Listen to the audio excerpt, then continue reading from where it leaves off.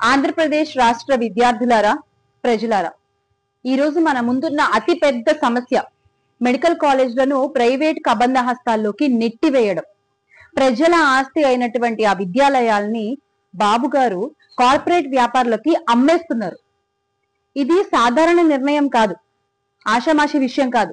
ఇది రాష్ట్ర విద్యార్థుల భవిష్యత్తుపై దాడి.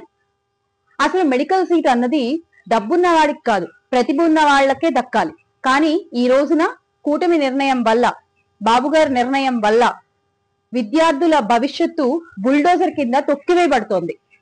విద్యని అమ్ముకోవడం అంటే భవిష్యత్తుని కబలించినట్లే అన్న విషయం కూటమి పెద్దలు ఎందుకు గ్రహించలేకపోతున్నారు?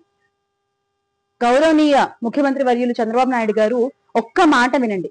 ఇది 1995 కాదు, ఇది 2025. ఆ రోజున మీ వెన్నుపోటు రాజకీయాలు నడిచుండొచ్చు గాక, కానీ ఈ రోజున మీరు రాష్ట్ర ప్రజలకి, రాష్ట్ర విద్యార్థులకు చేసిన వెన్నుపోటుని ఈ తరం, పోరాడే తరం చూస్తూ ఊరుకోదు. ఆ గొంతులన్నీ కలిసి మిమ్మల్ని ప్రశ్నిస్తున్నాయి. వారికి మీరు ఇచ్చే సమాధానం ఏంటి బాబు గారు? ఈ రోజున రాష్ట్రంలోని విద్యార్థులు వాళ్ళ తల్లిదండ్రుల చెమటని, వాళ్ళ తల్లిదండ్రుల కష్టాన్ని వృధా చేయాలనుకోవట్లేదు. రాష్ట్రంలోని విద్యార్థులు, ప్రజలు మీ మెడికల్ కాలేజీల ప్రైవేటీకరణ అనేటువంటి నిర్ణయంపై పోరాడడానికి, గొంతెత్తడానికి సిద్ధంగా ఉన్నారు. డాక్టర్ కావాలన్న వాళ్ళ కలలని సాకారం చేసుకునే దిశగా ఈ రోజున రాష్ట్రంలోని విద్యార్థుల అడుగులు పడుతున్నాయి.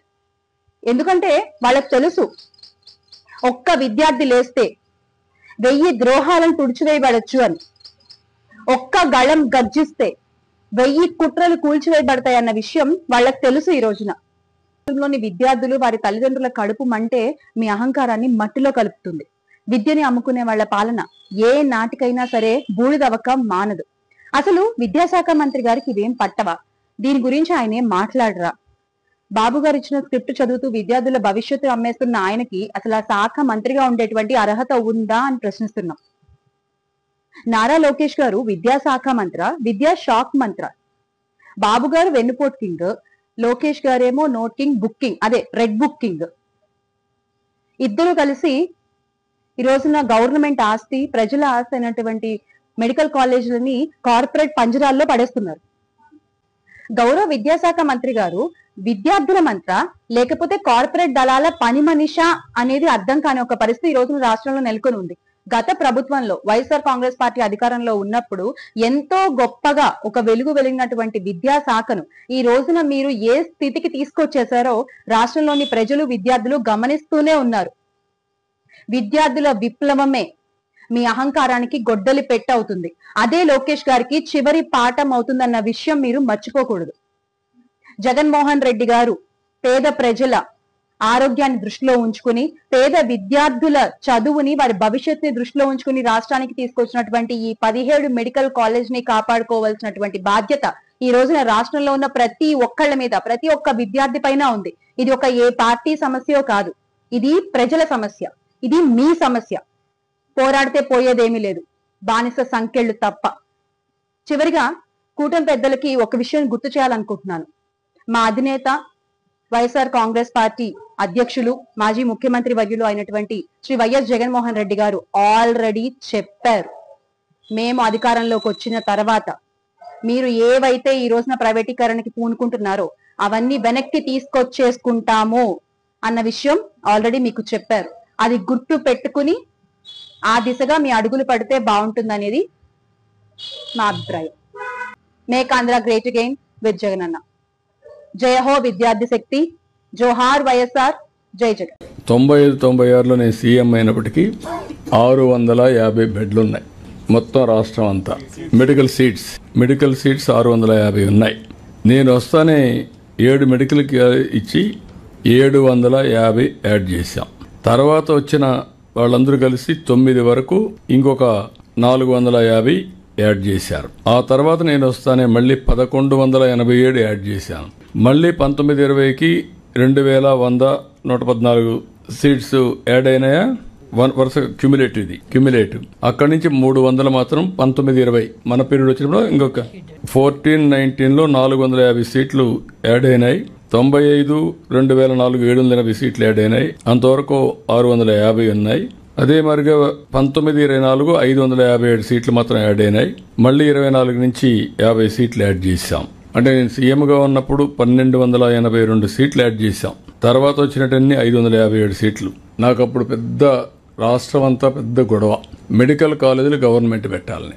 మెడికల్ కాలేజీలు గవర్నమెంట్ పెట్టాలంటే మన దగ్గర రిసోర్సెస్ తక్కువ ఉన్నాయి. ఆ రోజు నేను జిల్లాకు ఒక మెడికల్ కాలేజ్ ఇస్తాను కమిట్ అయ్యాను. కాలేజీలు పెట్టకుండా వదిలేయడమా, కాలేజీలు పెట్టడమా?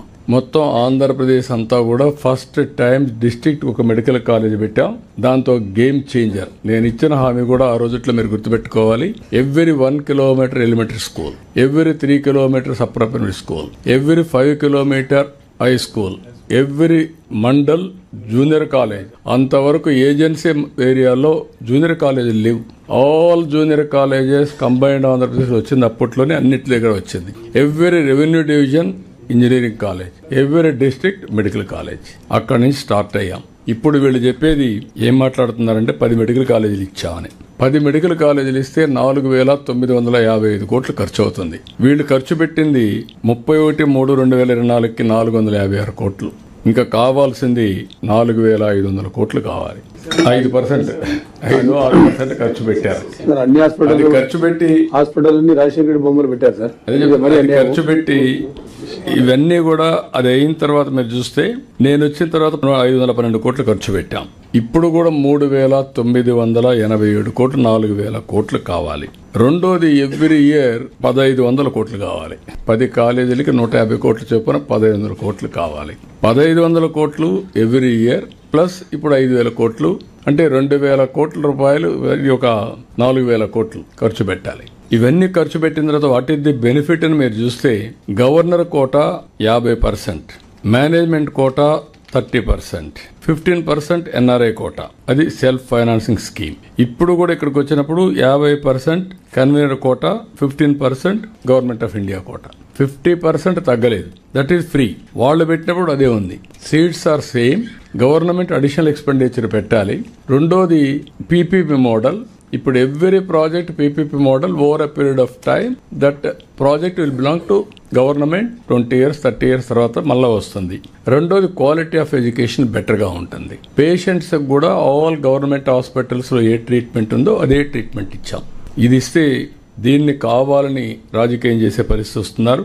ఏదేమైనా రాజకీయాలు ఉంటాయి. రాజకీయాలు మేము ఫేస్ చేస్తాం. దాన్ని ఎగ్జిక్యూట్ చేసేది మీరు చేయాల్సిందిగా నేను కోరుతున్నా.